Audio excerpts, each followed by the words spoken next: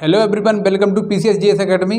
मैं गौरव पचौरी आपके लिए लेके आया Indian polity and constitution series का अगला लेक्चर दोस्तों, जिसमें हम आज बात करेंगे सिटीजनशिप की, नागरिकता की।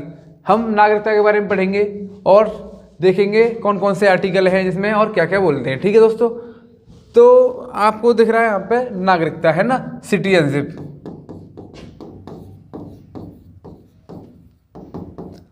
तो पहली बात यह है कि ये कौन से पार्ट में है नागरिकता और कौन कौन से आर्टिकल के बीच है। ठीक है, ये पता होना चाहिए। तो आपको दिख रहा है यहाँ पे कौन सा पार्ट है, ये पार्ट सेकंड। तो हमारे भारतीय संविधान में भाग 2 में, ठीक है, भाग सेकंड में क्या है, नागरिकता। और इसमें कौन कौन से आर्टिकल हैं, तो आर्टिकल 5 से लेके 11 तक। कहाँ से, 5 से लेके 11 तक। ठीक है, तो पहले तो दोस्तों हम कुछ देख लेंगे, लेकिन अगर मैं आगे एक बात बोलूं कि भाई नागरिकता है कैसी इंडिया में, तो आपको पता है एकल नागरिकता है। कैसी है, एकल नागरिकता।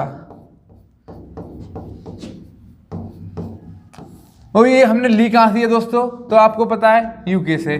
तो कहां के कॉन्स्टिट्यूशन से ली हमने, ये यूके से, है ना। क्योंकि आपको पता है यूके में भी सिंगल सिटीजनशिप है और इंडिया में भी सिंगल सिटीजनशिप है। ठीक है, इसका मतलब क्या है, एकल नागरिकता मतलब कि हम किसी राज्य के नागरिक नहीं हैं, हम अपने देश के नागरिक हैं। जैसा कि अमेरिका में क्या है, डुअल सिटीजनशिप, दोहरी नागरिकता। मतलब अमेरिका में जो एक राज्य है, एक केंद्र है, तो केंद्र की अलग नागरिकता होगी, राज्य की अलग नागरिकता होगी। लेकिन इंडिया में ऐसा नहीं है। आप कभी ऐसे बोलते हो कि हम यूपी के नागरिक हैं या एमपी के नागरिक हैं या राजस्थान के नागरिक हैं, नहीं, हम बोलते हैं हम भारतीय नागरिक हैं, है ना। तो आपको पता है, लेकिन अमेरिका में ऐसी डुअल सिटीजनशिप है, इंडिया में कैसी है, सिंगल सिटीजनशिप है, एकल नागरिकता है। ठीक है ना, ठीक है। अब हम बात करेंगे कुछ आर्टिकल की, ठीक है ना। तो आर्टिकल 5 में दोस्तों कुछ लिखा हुआ है, हम एक नहर में देख लेंगे। अनुच्छेद 5, संविधान लागू होने के समय नागरिकता। मतलब जब संविधान लागू हुआ था तब जो प्रोविजन थे संविधान में, है ना, वो उनके बारे में आर्टिकल 5 में बोला गया है कि उसके टाइम पे क्या क्या प्रोविजन थे जो संविधान लागू हुआ था, है, जो कंडीशनें थी उसके टाइम पे। ठीक है ना, आपको पता ही है हमारे इंडिया जो विभाजन हुआ था ना, उस टाइम पे जो सिचुएशन थी उसके आधार पे हमने कुछ प्रोविजन रखे हमारी सरकार ने, वो सब आर्टिकल 5 में थे। तो आपको ऐसे ध्यान रखना है, जब संविधान लागू हुआ था तब समय पर जो सिचुएशन थी उसके समय पर क्या लॉ थे, है ना, क्या प्रोविजन थे संविधान में नागरिकता के, वो आर्टिकल 5 में। आगे देखें आर्टिकल 6। तो कुछ वैसे व्यक्तियों के लिए नागरिकता अधिकार जिन्होंने पाकिस्तान से भारत में प्रव्रजन किया है। मतलब दोस्तों आपको पता है जब भारत का विभाजन हुआ था, है ना, तो इंडिया और पाकिस्तान अलग अलग बने, हमारे 2 अलग स्टेट बने। तो कुछ लोग इधर जा रहे थे, उधर जा रहे थे, पता ही नहीं चल रहा था कहाँ जाए कहाँ ना जाए। कुछ लोग पहले इंडिया से बाहर चले गए, पाकिस्तान चले गए, हम वहाँ पर रहेंगे, फिर उनको बाद में याद आया कि भाई हम लोग इंडिया वापस चलते हैं। तो ऐसी जो सिचुएशन थी ना, उसके लिए भारतीय संविधान में, मतलब हमारे जो संवैधानिक जो पिता थे ना, ठीक है ना, उन्होंने प्रोविजन रखे कि भाई जो लोग बाहर चले गए वो दोबारा से अंदर आ सकते हैं। तो इसके लिए देखो आर्टिकल 6 में क्या बोला गया है, कुछ वैसे व्यक्तियों के लिए नागरिकता अधिकार जिन्होंने पाकिस्तान से भारत में प्रव्रजन मतलब माइग्रेट, ठीक है, जो वहाँ से मतलब पाकिस्तान से यहाँ इंडिया आए। ठीक है ना, ऐसा ध्यान रखना है। बाद में पहले चले गए बाद में वापस आए, उनके लिए कुछ प्रोविजन थे आर्टिकल 6 में। आर्टिकल 7 की बात करें दोस्तों, तो पाकिस्तान के प्रभावित व्यक्तियों के लिए नागरिकता अधिकार, जो वहाँ से लोग आए थे उनके कुछ फंडामेंटल राइट थे, उनकी बात मतलब फंडामेंटल मतलब जो उनके लिए सिटीजनशिप के अधिकार थे ना नागरिकता के, उनकी बात बोली गई है ना। आगे देखें अनुच्छेद 8 में, तो भारतीय मूल के वैसे लोग, ठीक है, लोगों के नागरिकता अधिकार जो भारत के बाहर निवास कर रहे हों, मतलब हैं तो वो इंडियन सिटीजन लेकिन रह कहाँ रहे हों, भारत से बाहर, उनके लिए कुछ प्रोविजन है। हाँ है भाई साहब, कौन से आर्टिकल में, 8 में। तो आपको दिख पा रहा होगा आर्टिकल 5, 6, 7 और 8, ये क्या बोल रहे हैं भाई, ये बोल रहे हैं नागरिकता देने की बात बोल रहे हैं, है ना, आपको दिख पा रहा होगा यहाँ पे। तो ये हमारे चारों आर्टिकल बोल रहे हैं नागरिकता देने की, कौन सा, 5, 6, 7, 8, ठीक है। तो ये चारों के चारों आर्टिकल हमको मतलब नागरिकता दे रहे हैं। ठीक है, अब हम बात करें 9 की, अनुच्छेद 9 की, जो व्यक्ति स्वेच्छा से विदेशी राज्यों की नागरिकता प्राप्त कर रहे हैं, ठीक है ना, या ऑटोमेटिक चले गए वहाँ पे, उन्हें नागरिकता उनकी समाप्त हो जाएगी ऑटोमेटिक। ठीक है, क्या बोलते हैं, मतलब कोई इंडिया का आदमी है, ठीक है, वो बाहर रह रहा है, ठीक है ना, तो बाहर चला गया तो ऑटोमेटिक इंडिया से, वहाँ से मतलब इंडिया की नागरिकता को वो समाप्त ऑटोमेटिक हो जाएगी। ठीक है, आपको ये ध्यान रखना है, अपनी मर्जी से चला जाएगा। फिर वो अगर सोचे कि इंडिया का मैं नागरिक बना रहूँगा, ऐसा नहीं होगा भाई, तुम एक ही राज्य के, एक ही कंट्री के नागरिक रह पाओगे, ऐसा आर्टिकल 9 में बोला गया है। अगर तुम बाहर चले गए हो तो ऑटोमेटिक तुम्हारी नागरिकता समाप्त हो जाएगी, है ना। अनुच्छेद 10 की बात करें, नागरिकता अधिकारों की निरंतरता, मतलब दोस्त जो सिटीजनशिप के राइट्स हैं ना, उनकी कंटिन्यूटी के लिए, उनके प्रोविजन के लिए, उनके जो कुछ बदलाव करने के लिए वो कंटिन्यूटी बनी रहे। ठीक है ना, और कोई समस्या आती है कैसे सॉल्यूशन ले, इनके लिए कुछ प्रोविजन है। ठीक है, आगे बात करें अनुच्छेद 11, संसद द्वारा कानून बनाकर नागरिकता अधिकारों का नियमन। नियमन मतलब रूल एंड रेगुलेशन बनाना।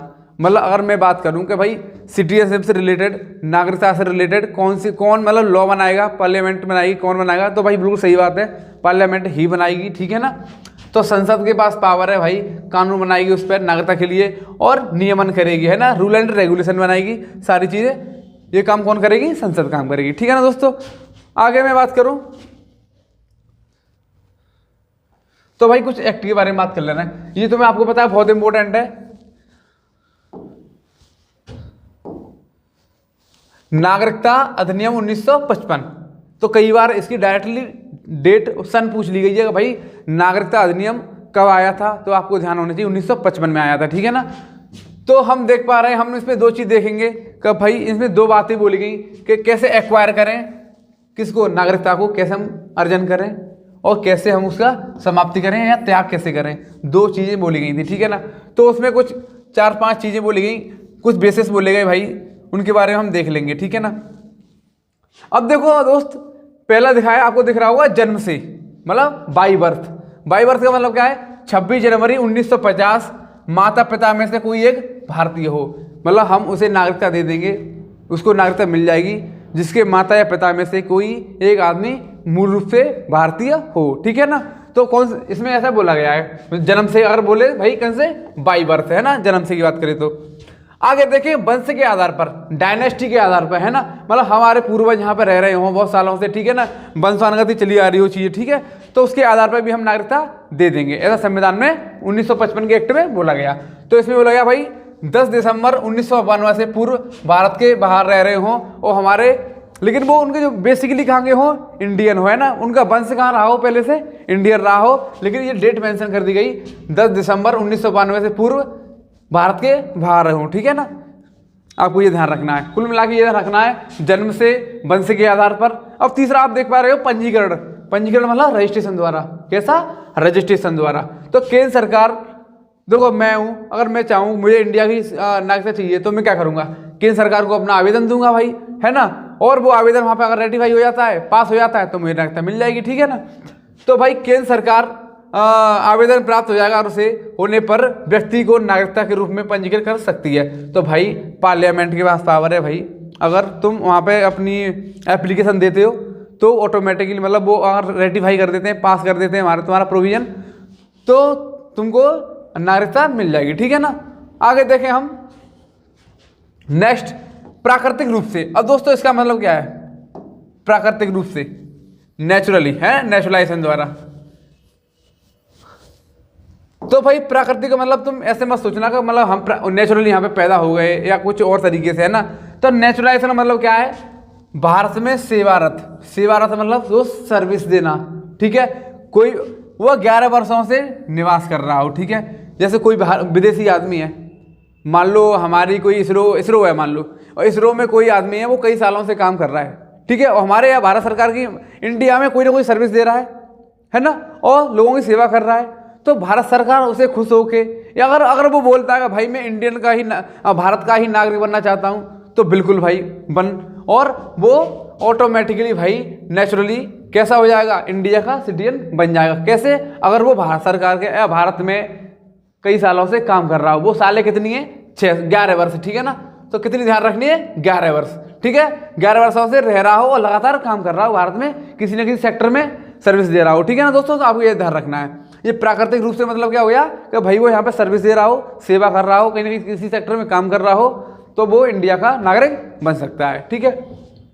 अगर दोस्तों आगे देखें, क्षेत्र समाविष्टि द्वारा, इसका क्या मतलब है दोस्तों, मान लो अभी भारत सरकार और एकदम उनका दिमाग लगेगा मोदी जी का कि भाई एक काम करते हैं क्या, अपन चलते हैं और मिडिल ईस्ट में एक जगह खरीदते हैं वहाँ पे, और एक बहुत सारा एरिया खरीदते हैं और वहाँ पे अपन रहते हैं, ठीक है ना, अपनी मतलब वहाँ पे प्लॉटिंग कर लेते हैं, ठीक है। तो वहाँ के जो लोग हैं, अगर मान लो भारत सरकार कहीं पे अपनी कोई प्रॉपर्टी खरीदती है, कोई लैंड परचेज करती है, और वहाँ के वो लोग हैं, अगर वो इंडिया वहाँ पे परचेज कर लेगी तो वहाँ के जो लोग हैं तो भाई उनको भी नागरिकता मिल सकती है। ऐसे हालात में हम क्या बोलेंगे, क्षेत्र समाविष्टि द्वारा, है ना।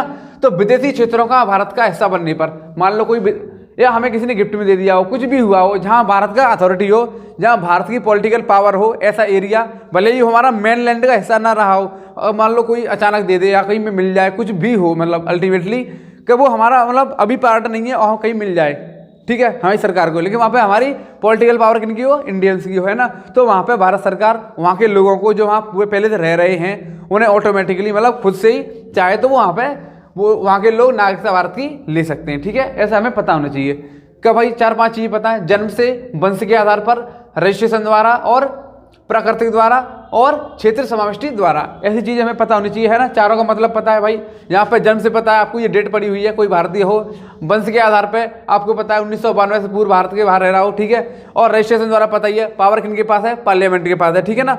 और प्राकृतिक रूप से पता ही है, भारत सरकार में सेवा दे रहा हो, ठीक है, सर्विस दे रहा हो बहुत सालों से और 11 सालों से लगातार यहाँ पे निवास कर रहा हो।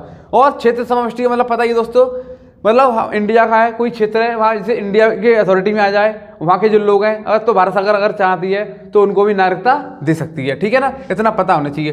अगर बात करें समाप्ति की दोस्तों, तो समाप्ति को लेकर आप देख सकते हैं यहाँ पे बर्खास्तगी द्वारा, है ना। भारत सरकार चाहे तो अगर उसे कोई डाउट है तो भाई ऑटोमेटिक बर्खास्त कर सकती है, कोई दिक्कत नहीं है, है ना। कोई नागरिक स्वेच्छा से अन्य देश की नागरिकता ग्रहण कर ले तो स्वयं भारतीय नागरिकता बर्खास्त हो जाएगी, है ना। मतलब यहाँ पर हम भाई ऐसा नहीं करेंगे कि तुम वहाँ पे भी अपनी नागरिकता बनाए रखो, यहाँ पे भी बनाए रखो, ऐसा नहीं है। उसके लिए कुछ अलग कंडीशन है, अलग अलग से कार्ड बनते हैं, OCI कार्ड होता है, वो नागरिक नहीं माने जाएंगे पूर्ण रूप से, है ना। आगे देखें, वंचित करने द्वारा फर्जी तरीके से प्राप्त की गई या युद्ध के दौरान शत्रु के साथ गैर कानूनी रूप से, मतलब तुम इलीगली भारत की नागरिकता ले लो और फिर किसी एक्सटर्नल या अदर कंट्री का सपोर्ट करने के लिए या कुछ अपने कुछ काम के लिए, है ना, मतलब कुछ अपना मतलब हल करने के लिए तुम नागरिकता ले लो, ऐसा नहीं होगा। अगर ऐसा कतई डाउट होता है भारत सरकार को तो वो आपकी नागरिकता छीन लेगी, ठीक है ना दोस्तों। तो आपको 2 फैक्टर पता होने चाहिए, है ना। तो उम्मीद करता हूँ दोस्तों ये सारी चीज़ समझ में आई हो आपको। अब मैं आपको एक पॉइंट और बता दूँ, अगर आपको ध्यान हो, CAA 2019, है ना। तो CAA का मतलब पता होगा आपको, CAA सिटीजनशिप अमेंडमेंट एक्ट को सुना है 2019। इसमें आप कुछ चीज़ें याद रख सकते हैं। वैसे तो इसमें बहुत सारे चेंजेस करे गए, लेकिन मेजरली अगर मैं बात करूँ अपने एग्जाम पॉइंट ऑफ व्यू से तो 2-3 चीज़ ध्यान रख सकते हो। इसमें एक चीज़ बोली गई भाई, पहली बात तो हम इसमें क्या बोलेंगे, 3 कंट्री हैं, उनमें कौन से, अफगानिस्तान, पाकिस्तान और बांग्लादेश, है ना। आपको ये ध्यान रखना है, अफगानिस्तान, पाकिस्तान, बांग्लादेश के जो नॉन मुस्लिम लोग हैं, है ना, जो नॉन मुस्लिम लोग हैं वो भारत की नागरिकता ले सकते हैं, जो पहले, और जो हिंदू लोग हैं, है ना, लेकिन कि जो मुस्लिम लोग हैं वो नागरिकता नहीं ले सकते। तो आपको कैसे याद रखना है भाई, ABP, अफगानिस्तान, बांग्लादेश, पाकिस्तान, तीनों शब्द याद रखने। इनके लिए क्या है, रिस्ट्रिक्शन है ना, प्रतिबंध है कि भाई यहाँ के जो इस्लाम है ना, और जो मुसलमान है ना, वो इंडिया की नागरिकता नहीं ले सकते हैं, ऐसा 2019 के एक्ट में बोला गया था। और इसके अलावा मुस्लिम के अलावा जो भी लोग हैं वो भारतीय नागरिकता ले सकते हैं, ठीक है ना। आपको ये चीज़ पता होनी चाहिए, है ना। तो आपको कैसे याद रखना है, ABP, अफगानिस्तान, बांग्लादेश, पाकिस्तान, ठीक है ना। और कब आया था ये, 2019 में, कॉन्स्टिट्यूशन सिटीजनशिप अमेंडमेंट एक्ट, ठीक है ना। ये चीज़ पता होनी चाहिए, ठीक है दोस्तों। तो उम्मीद करता हूँ आपको ये चीज़ समझ में आई होगी, आपको एक रिवाइज कर लेना है, ठीक है। तो थैंक यू सो मच दोस्तों, और हाँ आपको मिलेंगे अगली वीडियो में। तब के लिए आपको चैनल को सब्सक्राइब करें, वीडियो को लाइक करें, ठीक।